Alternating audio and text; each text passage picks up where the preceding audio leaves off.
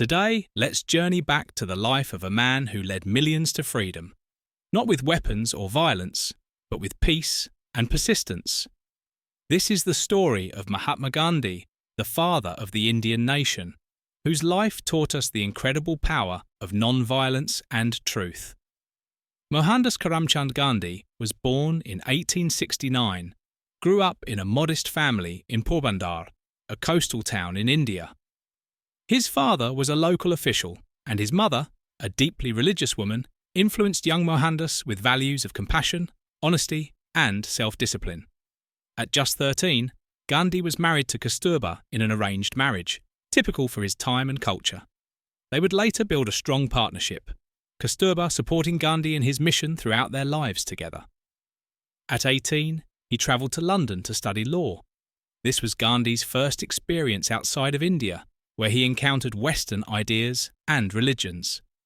He became fascinated by the teachings of non-violence in Hinduism, Christianity, and Buddhism, but also struggled with his identity and values.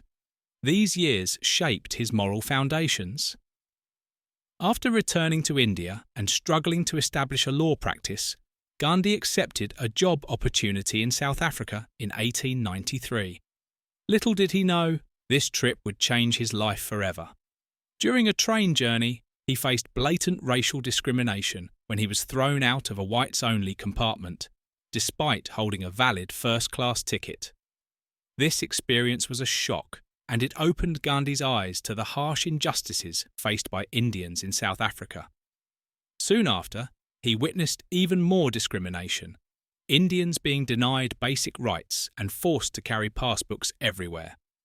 Outraged, Gandhi began to organise the Indian community, leading them in peaceful protests.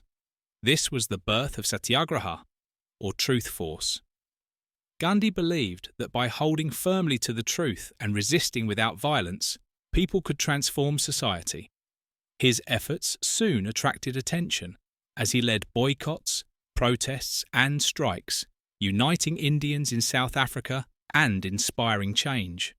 For over 20 years, Gandhi remained in South Africa, a place that transformed him from a lawyer to a determined leader and advocate for justice. When Gandhi returned to India in 1915, he found his homeland under British rule, struggling with poverty, exploitation, and heavy taxation. Now known for his work in South Africa, Gandhi quickly became a figure of hope.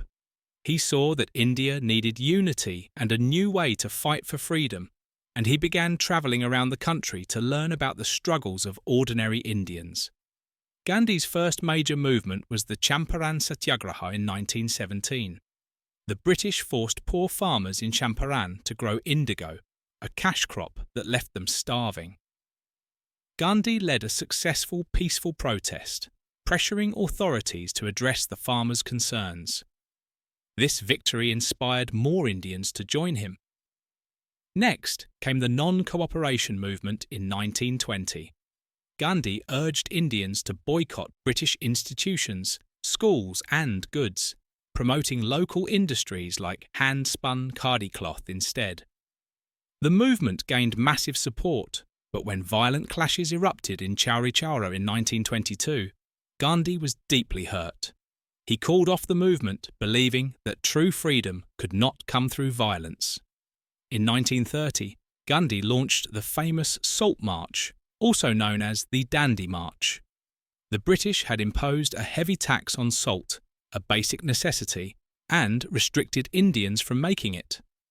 Gandhi decided to walk 240 miles to the Arabian Sea, gathering followers along the way, where he symbolically picked up salt to defy British laws. This act sparked a national movement and inspired millions to peacefully resist unjust laws. In 1942, as World War II raged, Gandhi launched the Quit India movement, calling for the immediate end of British rule. He addressed the nation with his famous words, "Do or die," urging Indians to fight for freedom even at the cost of their lives. The British government responded with a crackdown, jailing Gandhi and many leaders.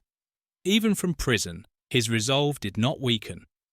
Despite Gandhi's efforts to promote Hindu-Muslim unity, tensions between the communities grew, especially as independence approached. In 1947, India finally gained freedom, but it came with the painful partition of India and Pakistan. Horrified by the violence, Gandhi spent his last days fasting and appealing for peace and unity. On January 30th, 1948, Gandhi was assassinated. But even in death, his message of non-violence and truth resonated around the world.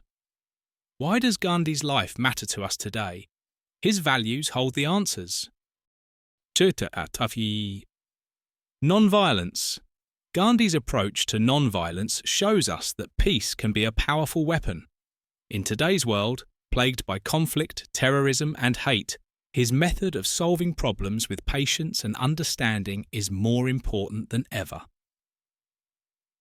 Truth and integrity. Gandhi believed in speaking the truth, no matter how difficult. Today, in a world full of misinformation, his commitment to integrity reminds us to stay honest, to hold on to our values, and to work for justice without compromising our morals. Simplicity and sustainability. Gandhi lived simply, making his own clothes and advocating for local industries. As we face climate change and resource depletion, his lifestyle encourages us to consider how we consume and to respect our environment. Equality and justice. Gandhi's vision was for a society where everyone could live with dignity. His fight for human rights still inspires activists around the world, from those fighting racial injustice to those advocating for the rights of the oppressed. Gandhi's journey wasn't just about freeing a country. It was about freeing humanity from hate, oppression, and ignorance. His life reminds us that real strength is not about how much power you hold, but how much compassion you show. As Gandhi himself said, "Be the change you wish to see in the world." Let's carry forward his legacy of peace, kindness, and purpose, and remember that change begins with each one of us.